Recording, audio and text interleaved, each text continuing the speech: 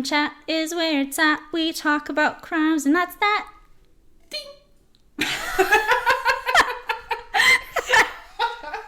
I love it. I love it.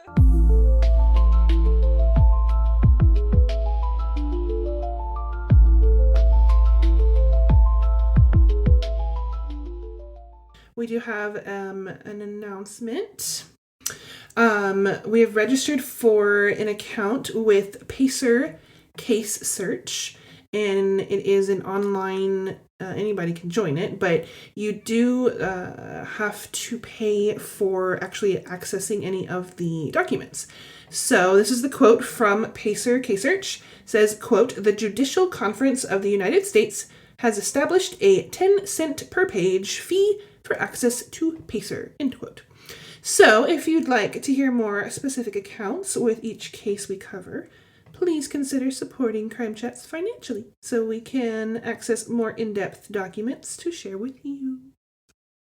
When you think of Costa Rica, what do you think of? Mai Tais and beaches and hot. Okay.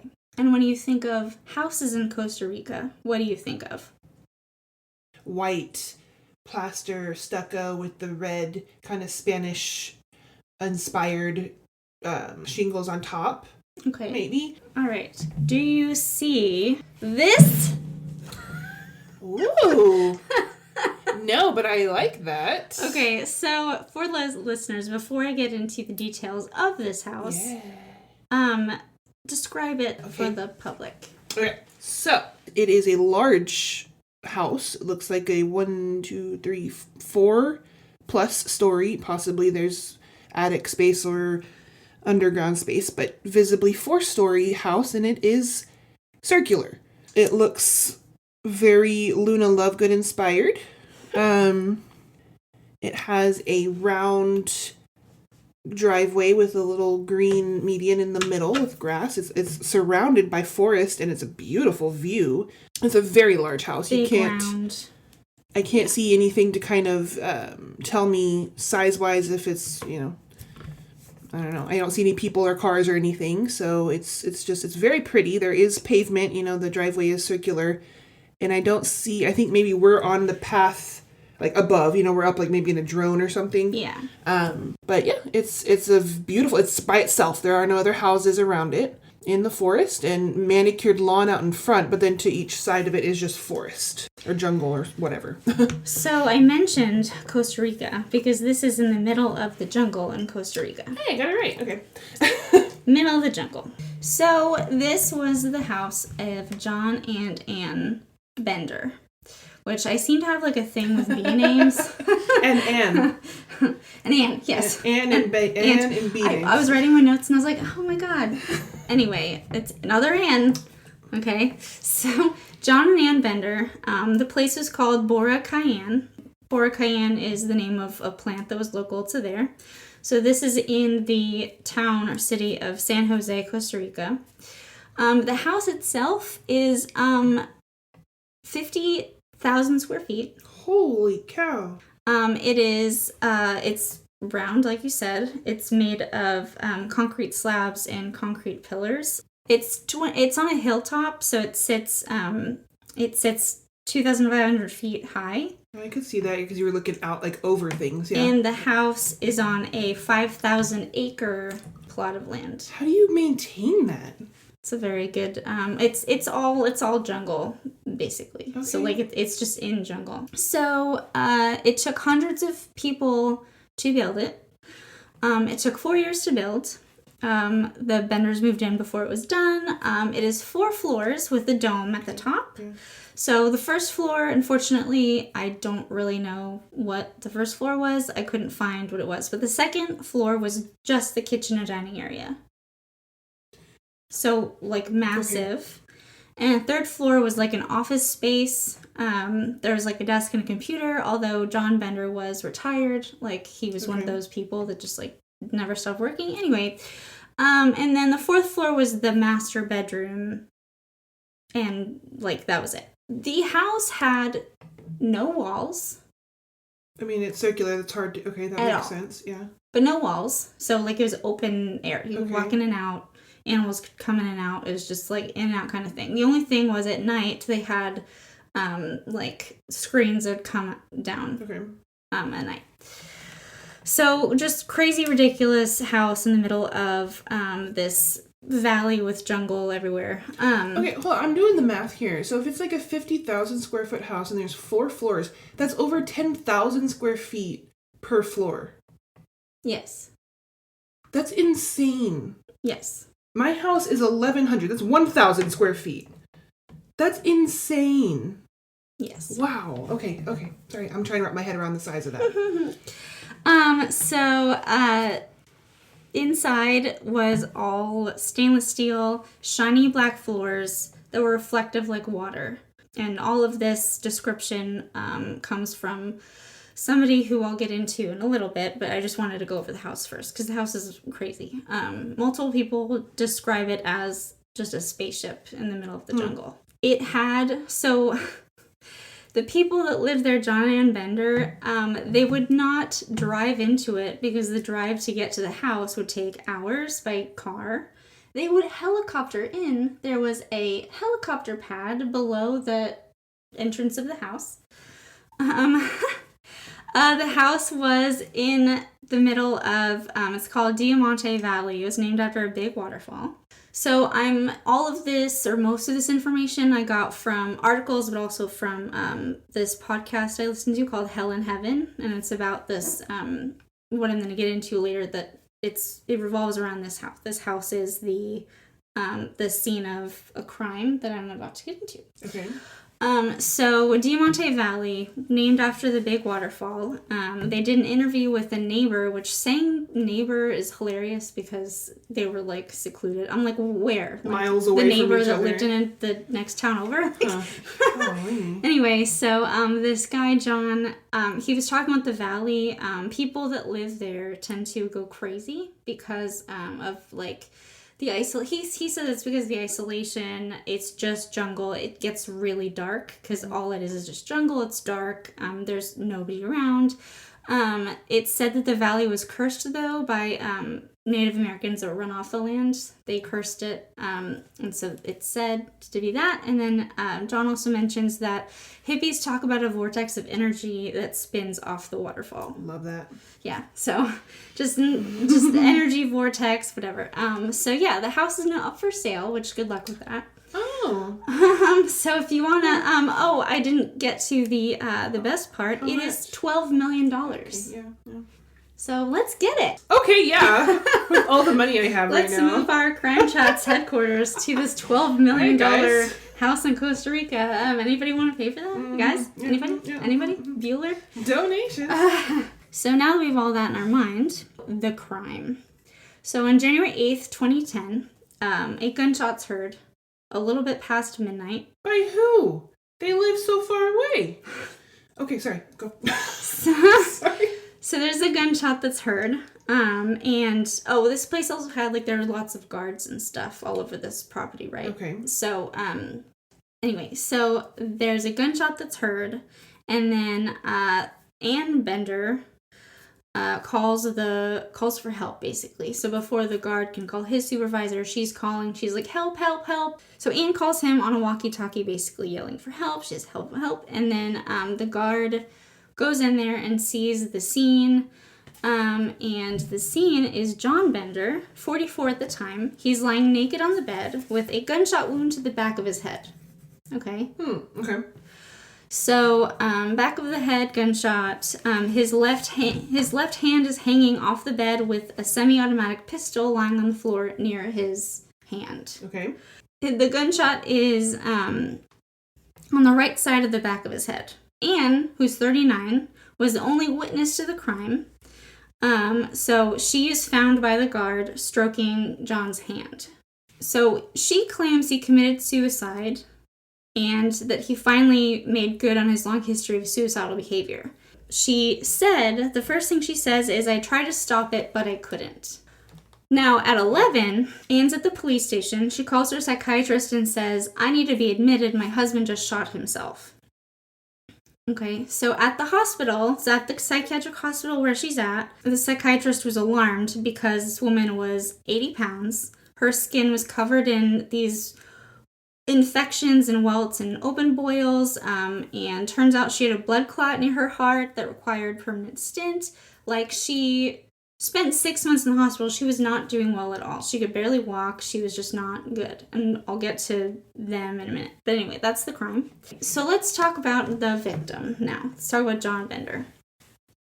So John made his fortune on Wall Street, which by the time they got to Costa Rica together, they had $600 million.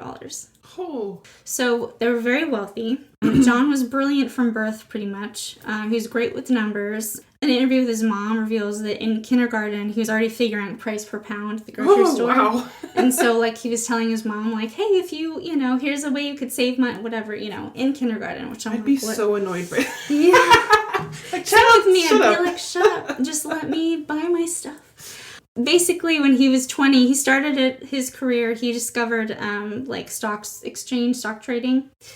So when he was 20, he was in Philadelphia, and somebody who would later become his colleague found him playing the Chinese game Go, which is super difficult. And he was playing this game with a guy who, despite having a large handicap, John was like wiping the floor with this guy at this Chinese game called Go, which I don't know the rules, but I do know that, like, basically it's like super, super hard and super, super complicated. And so if you win a game of Go, you're like a friggin' genius, pretty much. So he was a genius. He was really smart. He started buying options. He worked there for a bit, and then he was like, oh my God, like, this is like a numbers game that I can win. And so he started buying options with his own money. And his returns were so great that his friends kind of gave him the funds to start his own hedge fund, and it was called Amber Arbitrage. Okay, so from 92 to 96, his success led his hedge fund to they were reeling in some really big fish. Among them was George Soros. So like really big. That's how he was able to just amass all of this like crazy wealth. So basically in 96, at 32, he was on track to become a billionaire by age 40. Right? So he was just really good. But then he met Anne in 98 in Charlottesville, Virginia. And then he kind of, I think at that time, he sort of wanted to like get out of the he wanted to retire, basically. And so he had this dream of like building his like dream house. And he met Anne at this party, and they both shared together in this fateful meeting, right, that Anne's bipolar, and she told John, and the night they met, like, I mean, hey, how you doing, kind of thing, and then he then shared with her that he had manic depression, so they got married. Okay, I'm going to need you to just hold that thought, because I want to go get the DSM-5. Okay. Can I do that? Yes. Okay, one moment. Okay, one moment, please. Okay, can you say again what she told him? She shared that she's bipolar. Okay. She was on lithium. So, from the DSM-5, diagnostic criteria for bipolar 1 disorder says, for a diagnosis of bipolar 1 disorder, it is necessary to meet the following criteria for a manic episode. A distinct period of abnormality and persistently elevated, expansive, or irritable mood, and abnormally and persistently increased goal-directed activity or energy, lasting at least 1 week and present most of the day. Nearly every day. So then on the other end of that, you've got the major depressive episode. So you've got the hyperactivity and then the depression part. So then that would be depressed mood most of the day, nearly every day, markedly diminished interest or pleasure in all or almost all activities most of the day, significant weight loss. Okay. You said she was 80 pounds, right? Mm-hmm. Insomnia or hypersomnia nearly every day, psychomotor agitation or retardation nearly every day, which is just sloth. You don't do anything and all that kind of stuff. Fatigue or loss of energy, feelings of worthlessness, diminished ability to think or concentrate, recurrent thoughts of death. Okay. John then shared the night that they met that he has manic depression. Manic depression. If you sing about it, it's not so bad. Right? Manic depression. Manic depression. Let's go on the road with that. You know, we could make something out of that, right? All right, so we've got major depressive disorder. We've got disrupted mood dysregulation. Oh, hey, that's what I have. Hey! We've got What? Crime Chat turns into. No. All right, so for manic major depressive disorder, we have markedly diminished interest or pleasure in all or almost all activities most of the day, nearly every day, very similar to the other one we just read, or decrease or increase in appetite, insomnia or hypersomnia, psychomotor agitation. It's almost exactly the same. Fatigue or loss of energy, feelings of worthlessness or excessive or inappropriate guilt, diminished ability to think or concentrate, indecisiveness, recurrent thoughts of death, recurrent suicidal ideation without a specific plan, or a suicide attempt or a specific plan for committing suicide. It also says that he also had OCD. So he would he could work 20-hour days, and so when he would have his mania, he would be super, super, super, super productive. His periods of mania were pure inspiration and productivity. So working 20-hour days, having all these ideas, all of that kind of stuff. OCD, according to the DSM-5, is recurrent and persistent thoughts, urges, or images that are experienced at some time during the disturbance as intrusive and unwanted, and that in most individuals caused marked anxiety and distress. The individual attempts to ignore or suppress such thoughts, urges, or images, or to neutralize them with some other thought or action. Compulsions, there's your mania, possibly, are defined by repetitive behaviors, hand-washing, ordering, checking, or mental acts that the individual feels driven to perform in response to an obsession or according to rules that must be applied rigidly. These behaviors or mental acts are aimed at preventing or reducing anxiety or distress or preventing some dreaded event or situation. However, these behaviors or mental acts are not connected in a realistic way with what they are designed to neutralize or prevent, or are clearly excessive. These two fell in love. That's an awesome idea. Yeah. So they, the same year that they met in 98, they got married in 98. They were like, oh my God, let's move to Costa Rica. Also, so they're super in love. They live only for each other. And they also rescue animals. So their whole thing was, they wanted to have this wildlife refuge in the middle of the jungle. So they had the money to do that, and so he was like, I have the money to do this, let's do it. So they did it. That's a dream of mine.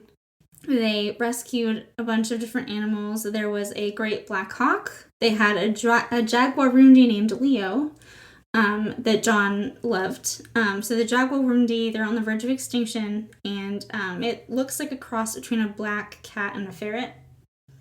That is odd. But that's the jaguarundi. I looked up a picture of it so that I know. But yeah, it looks like a cross between a ferret and a cat, and it's black. So it's small. Yes. And it's in their and home? Long. And, or is it outside? It lives with them. Okay. His name is Leo. Okay. And then let's see. There was a German Shepherd named Millie. That was Anne's dog. Okay. 2 large parrots, plus a parrot with a broken wing. Mm-hmm. There were some monkeys. There's a friendly sloth named Peter.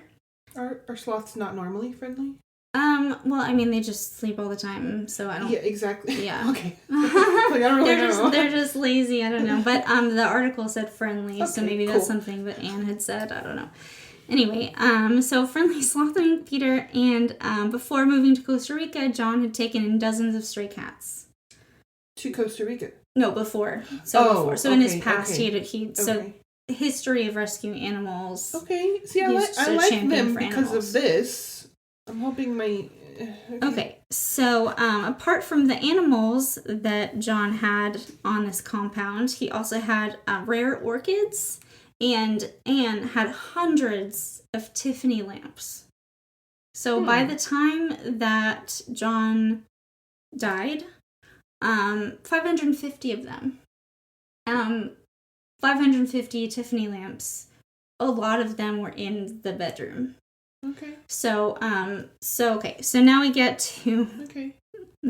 So let's go back to the night of the murder. So we have the podcast. The host did an interview with the ambulance driver that got there. So ambulance is called around like 12:15, 12:30-ish, okay? Midnight. So, yes. Okay. So ambulance driver shows up around 1 a.m.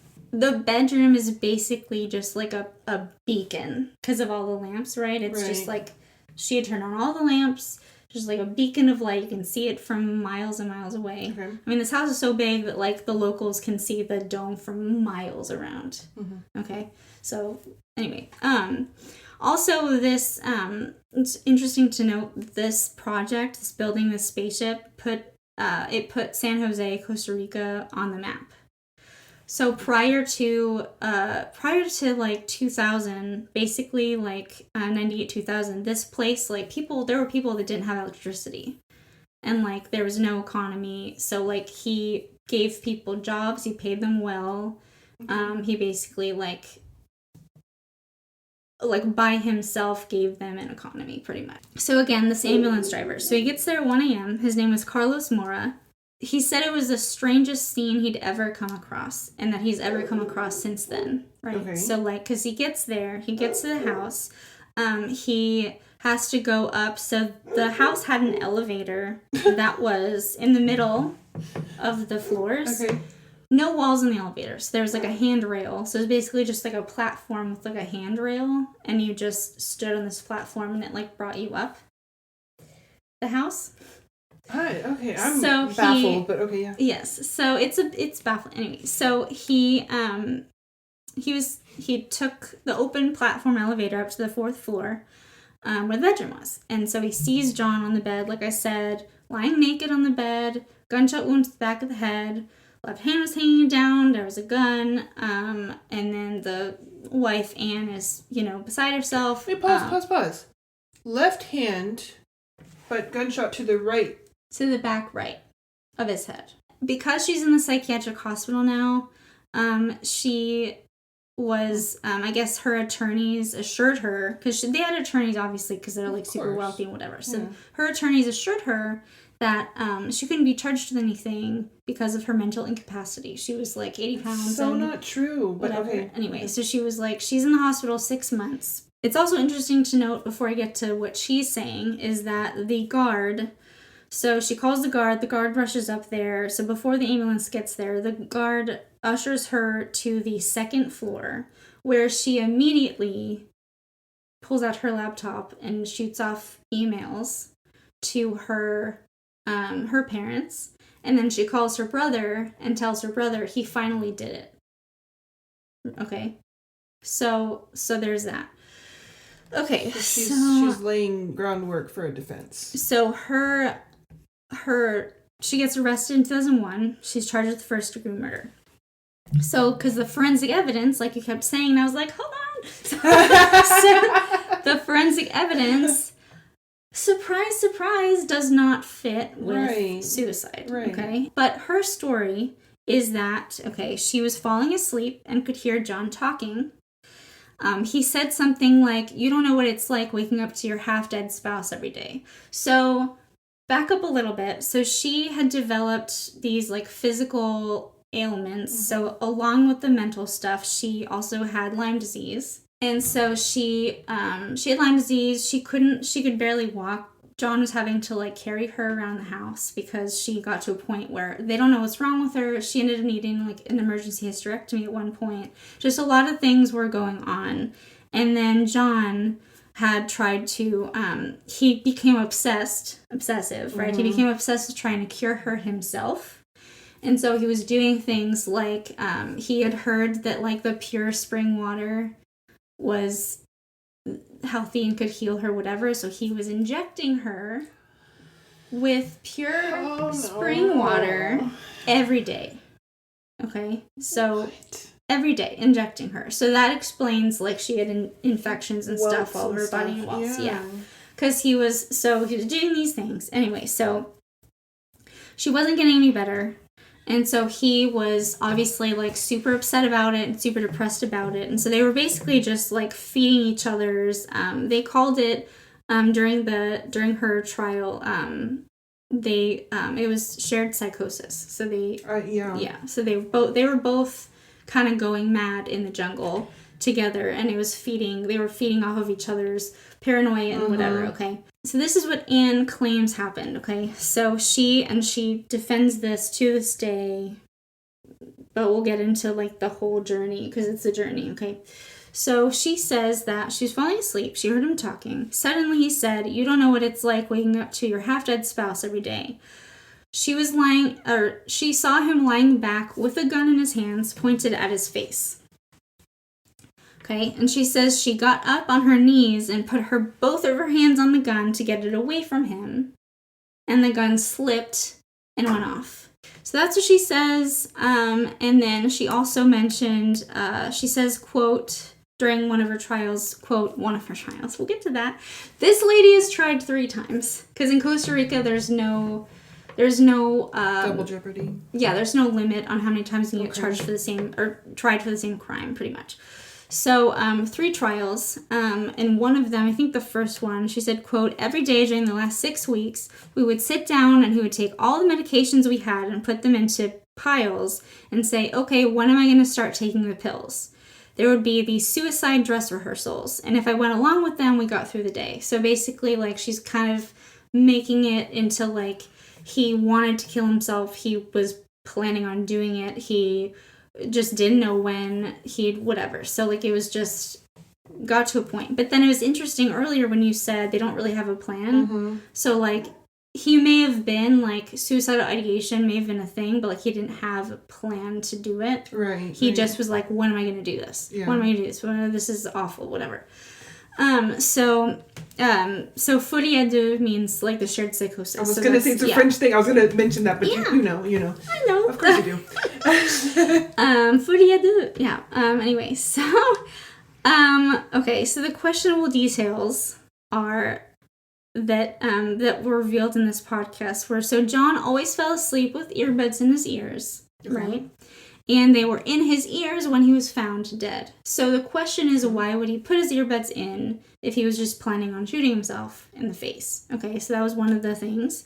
And then was in the house, so, like, the day after there's investigators and stuff, there were lots of jewels. There were over 3,000 of these, like, really, like, precious kind of jewels. They have opals and diamonds and rubies, basically all over the house. I mean, they were very wealthy. They had all of this, like, extravagant stuff. So all these gems. So then it became suddenly, like, no, she killed him to get away from him, and then she was going to take these gems. Whatever. So there's these jewels, right? And so Anne is saying, like, but if I was planning on stealing the gems, why would I have left them in the house? Blah, blah, blah, which I have thoughts, but I'll get to that. So there were 3 trials in this case, okay? She was tried 3 different times. Mm-hmm. So the first trial, her private defender that she had, he was like a super, like, hotshot, great. Basically, he said, quote, "You don't kill your husband because today I'm feeling bad. There is no motivation, and with no motivation, there is no homicide." Okay, and then Anne waived her right to remain silent, so she was able to be questioned, but she was only giving one-word answers. That's infuriating.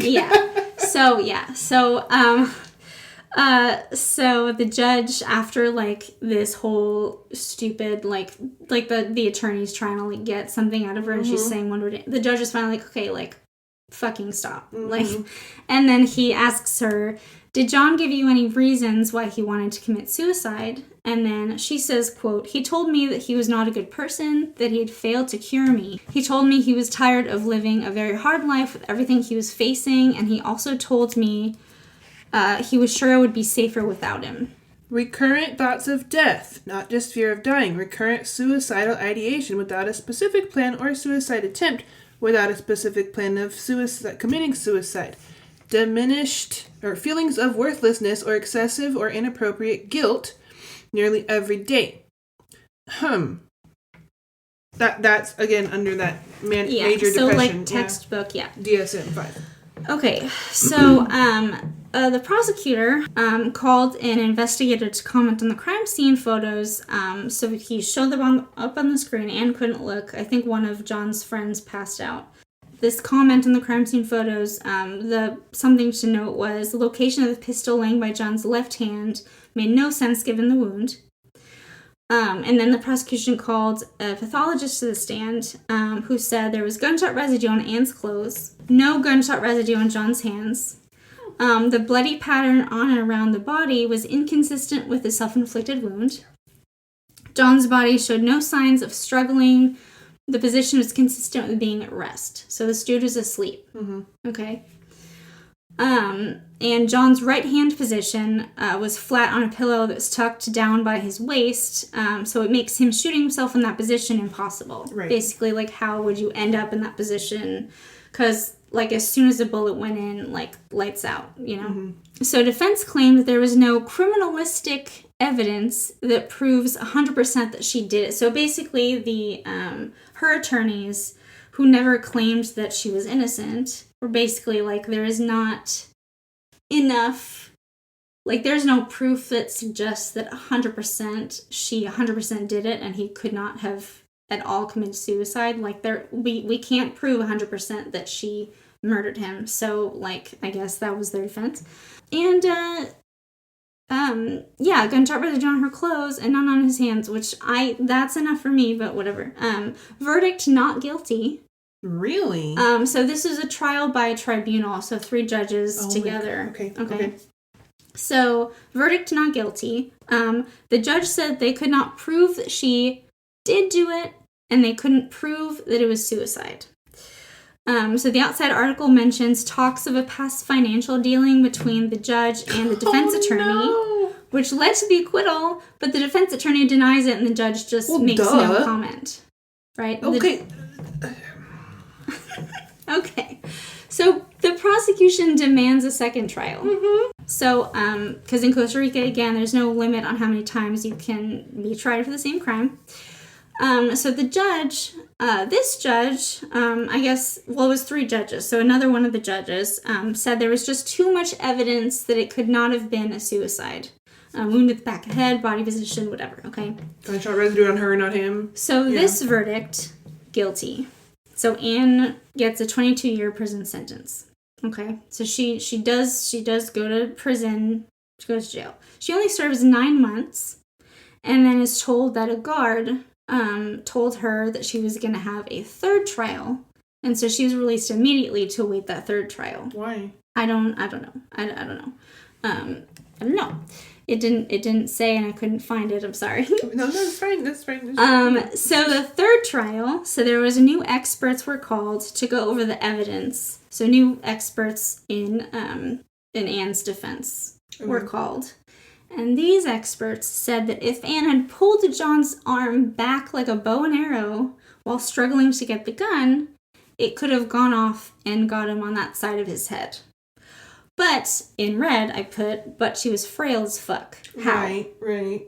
So, like, to do that, you'd need strength. Also, so I didn't mention this before, but John Bender was a big dude. Okay. He was built kind of like a linebacker, is what they said. Okay. So she was described as like bonita, petite, delicate, and then he was like this like football and she had player guy. Issues. She had. Yeah, and she had all these physical things. She couldn't even walk. Like, exactly. John was, like, carrying her, and she's supposed to pull his arm all the way back and whatever. Right. Anyway, so, verdict, acquitted. Because? Because of she could have pulled his arm back, and then, so there's, we just don't know, no. A chimpanzee could have come in and done it. I mean, they have open wall houses. What... So now, Anne is now believed to be back in the U.S. since 2018. She won't go back to Costa Rica. She refuses to go back there. Shocking. And she got her gems back in 2020. Good for her. Yeah. So, that's the story of John and Anne Bender. So I have thoughts. So when you first started telling me about everything, you said she was like petting his hand or whatever. My first thought was she's putting gunshot residue on him. Oh. That was my first thought. She's trying to put it on him and get it off of her. That'd be really conniving. Uh-huh. That immediately, I was like, ooh, but I was going to wait for you to tell me anything, any kind of evidence or something like that. Mm-hmm. Then this whole time, people listening, I'm trying, like, I know Lisa's been watching me try, like, mime out this whole action, you know, I'm like, it's impossible.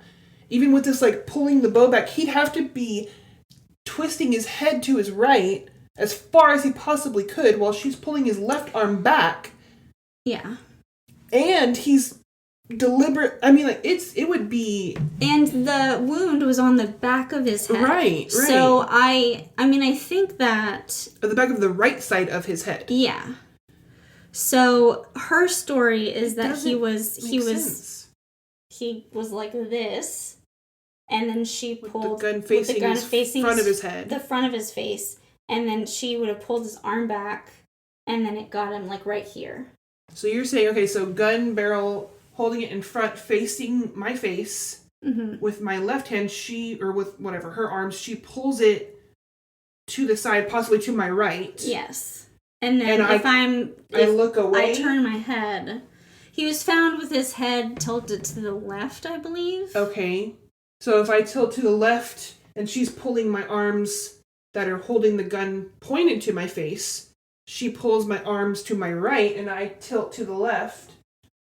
Yeah. Okay, that's a tiny bit more, maybe. But, again, she was very frail. Right.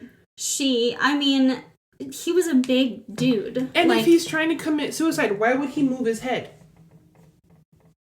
Yeah. He would want it to hit him. So that doesn't make sense. Also, I want to know what the trajectory of this bullet is. Is it this way? Is it this way? You know, is it forward to back? Is it back to forward? So I saw the word, and I didn't want to, like, mention this because I don't really understand. Like, I'm not a doctor, but I saw the word occipital a lot, like occipital, which eyes. So like it was on the right, like back right, kind of. It like went through basically eye socket. Okay. Yeah. But that's what I'm saying. Is it going? You didn't say back. So but if he has it pointing to his Yeah, see, I need to see it. Yeah, I looked for crime scene photos because I wanted to see them, but I couldn't get it. So Well, and I think for all three of these trials, one not guilty, one guilty, one acquitted. It's kind of like yes, no, maybe, you know, kind of thing. That's stupid. My first thought. Also, if there's ever a yes, you're guilty verdict by judges, the highest person in the court, mm-hmm. that should be enough, I think. And if there's ever evidence of judge and lawyer bribing each other, that should we don't know, right? These are allegations that the defense attorney denies and the judge just makes no comment about. So we don't know this, but I mean, why would they want to say anything if they were guilty is my thing. I think that alone should be enough for a retrial and a huge revamping of the whole legal people. Like get new lawyers, get new judges on the case, because that's corrupt. And all of these were done in Costa Rica, all the trials? In Costa Rica, yeah. But she's in the U.S. now. She's in the U.S. now. Were they dual citizens? Did they have... So John renounced his American citizenship. Okay. So in 2001, he's involved in a legal battle with a financial manager whose name is Silverman from New York, who invested money into Amber Arbitrage. He claims he was promised a 25% cut of the company's value, which was at the time over $500 million. Jeez. It's important to note that John hated the IRS and renounced his American citizenship when they moved to Costa Rica. So Silverman used this as like John was trying to hide from the IRS, hide his money, blah, blah, blah. But he had renounced his citizenship, so like he wasn't an American citizen anymore. So his money was no longer the IRS's like business. Yeah. Okay. So then the Benders became unpopular with locals because either they hadn't been hired to work at Burakayan, or they were hunters tired of being chased off the property from the guards. So the guards were there to keep poachers off the land because of all the animals that they had, right? Anyway, so... Okay, so I get from what you've told me, I've never heard of this case before ever, so, I get the feeling that this is an odd couple, first of all, in my opinion, right? They, of course, they have their own issues and concerns, as we all do, but John didn't seem like a bad person. I mean, I don't think Anne really did either. I think maybe they were kind of a really bad choice for each other. Yeah. Because again, that shared psychosis that just fed off of each other, and the isolation made it worse, right? You know, and all they have is each other. They just had each other, and then and then he becomes obsessed with trying to heal her of all of her ailments and save her, and it's not working. And he's like, he hates himself because he can't heal his wife, and all this stuff. Like he keeps. She brought up this email. He sent her this email about how like. I just want to fucking kill everybody and myself. Like, I can't figure this out. Like, first I'm sick and then fucking, basically, like, I failed you and I'm failing everybody and I just want to die and be done. Yeah. Which is a very common major depressive thought, Yeah. Which is really sad. And the fact that they're so isolated from any kind of help, mental help, family, any kind. That's what my other thing is. When they first started dating or seeing each other, who are their support systems? Where's their family? Where's their friends? They lived for each other, and it was like just them in the middle of the jungle with their animals. Well, that's them though. What about the family? What about their people? The people that loved them or knew them? Were they not like, hey, have you heard about John lately? How's he doing? Or where's Anne? I mean, he was. So she was apparently still communicating with her brother because she called him, but he was, the article says that he wasn't like answering emails from his family anymore. Like he had like kind of cut off contact with people, which again, that kind of goes in line with the depression and the major depressive disorder. Like I can see it getting to a point where like you're so like deep, dark in a hole that you don't even want to talk to anybody anymore, which I have major depression and I have been there, but not to that extent because again, I didn't self-isolate myself. I wasn't like, so now I'm thinking like if I had at my worst moments decided to go into the middle of this really dark jungle, like it would have gotten so much worse. Right. Because like it's just me. Oh my God, I'm by myself, Well, and I think you and I are very similar in that we have a huge support system. Yeah. That would be like, I don't think that's a good idea, Lisa. I'll come with you. I guess, like something like that. So they talked to the John's parents, and so they didn't really like that he was this big money Wall Street guy. Like they were kind of more like the hippie route kind of. Okay. And so like when they heard that he was like starting this like wildlife refuge and I'm gonna live in Costa Rica, those animals, like they were like a little bit relieved. They were like, wow, he's doing something that he really loves. He's not going to be stressed out kind of thing. Yeah. So they were, I don't know. But then he just completely stopped like communicating with them after a while. And then like this happens. So, I don't know. Going back to the crime. Now, again, she was acquitted, but, I 100% believe that she shot him. Absolutely. Yeah. Because he was shot in the back of the head. Like, his body was at rest when he did that. Like, you'd think that, like, if you struggle with a gun, like, you tense up and you're like, whatever. Like, there'd be evidence of that, yeah. So his body, he was at rest. He was sleeping. I think that she was just, like, he had been injecting her with purified water, trying to whatever, and she was going along with his delusions, but I think she finally just, like, maybe she just snapped. Maybe. Or something. Maybe it was one of those things, and then she, like, just couldn't do it. But she had the sense to get on her computer and write an email about it, and then make a phone call about it. That's what I was saying. The second you said that, I was like, she's laying the groundwork for a defense. Yeah. So, I mean, now there's a paper trail about, like, oh my God, my husband, whatever. Right. And then she calls her psychiatrist and says, not just I need help, but I need help. My husband just shot himself. Like, it's just very, like, it seems calculated to me. Yeah. Yeah. Well, and then from, like, a court or whatever, court case kind of situation or perspective, if she's going for not guilty by reason of insanity, that is so, I think, widely misunderstood, because there are, like, so many things that you have to be or exhibit in order to fall under that. And while she does allegedly, I don't know if it's official, but she does apparently have bipolar disorder, if she were truly in a state of mania, like the manic part or the depressive part, that might be cause for that. But under that not guilty by reason of insanity, you can't have a plan.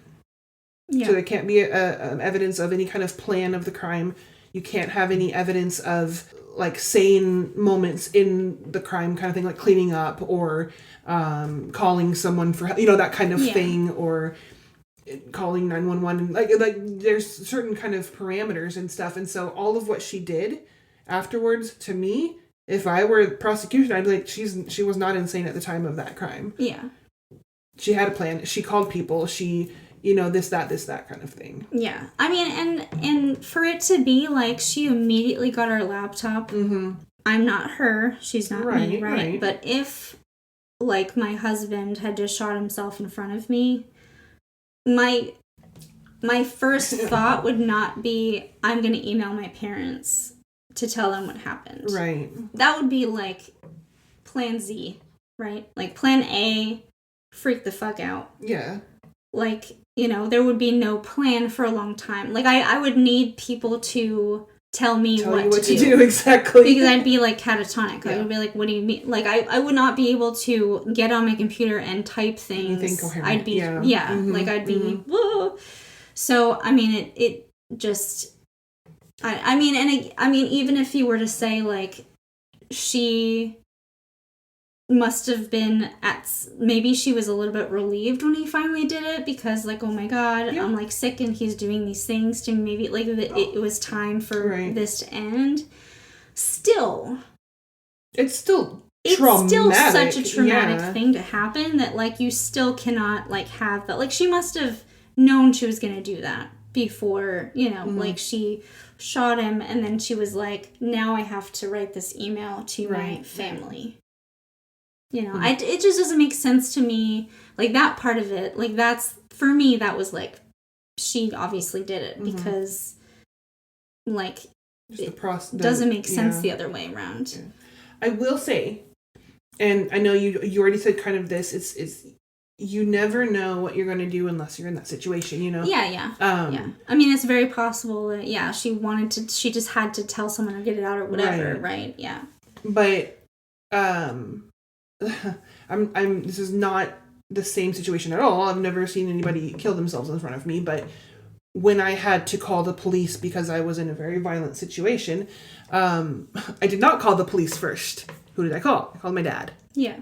And I think those kinds of thought processes, I don't know. I don't think it's very logical, maybe, for most people, but again, you don't know what you're going to do in those situations, but I do think the email thing is a little weird. Yeah.